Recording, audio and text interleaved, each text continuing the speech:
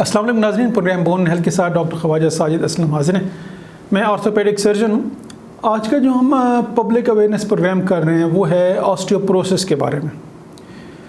Osteoporosis एक one of the most common problem है orthopaedic में। अनफॉर्चुनेटली इसमें कोई इतनी कोई पब्लिक अवेयरनेस नहीं रही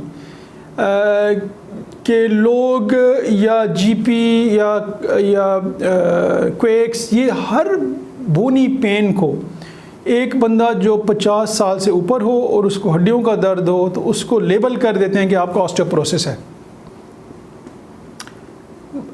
जनरली स्पीकिंग ऐसा नहीं है। ऑस्टियोपोरोसिस को पहले समझना बड़ा ज़रूरी है कि ये है क्या चीज़। हर हड्डी का दर्द, हर जोड़ का दर्द ऑस्टियोपोरोसिस नहीं होता है। ऑस्टियोपोरोसिस बेसिकली एक तरह इस तरह समझे कि हड्डियों का दीमक है। अगर आपने कभी देखा हो कि लकड़ी को दीमक जब लगा होता है तो बाहर से आपको लकड़ी ठीक नज़र आ रही होती है, लेकिन अंदर से इतनी खोखली और वीक हो जाती है कि उसको आप थोड़ा सा टैप करते हैं, हाथ लगाते हैं तो वो टूट जाती है। ये जो ऑस्टियोपोरोसिस है ये मोर लेस सेम चीज़ है।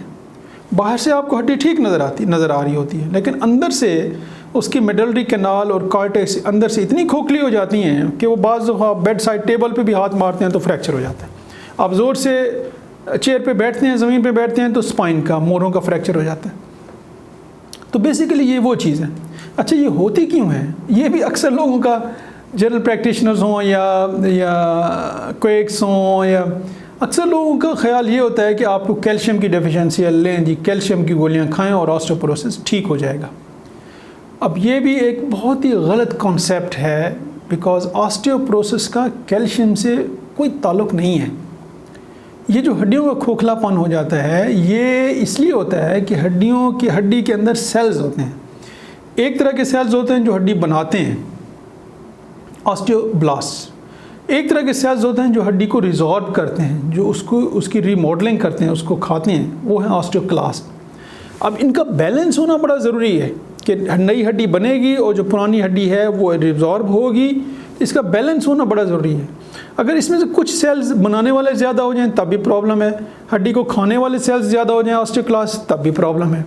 तो ये बेसिकली जो ऑस्टियोपोरोसिस होता है, ये ऑस्टियोक्लास्ट जो हड्डी को रिजॉर्ब करने वाले, खाने वाले सेल्स हैं, उनकी एक्टिविटी ज़्यादा हो जाती है।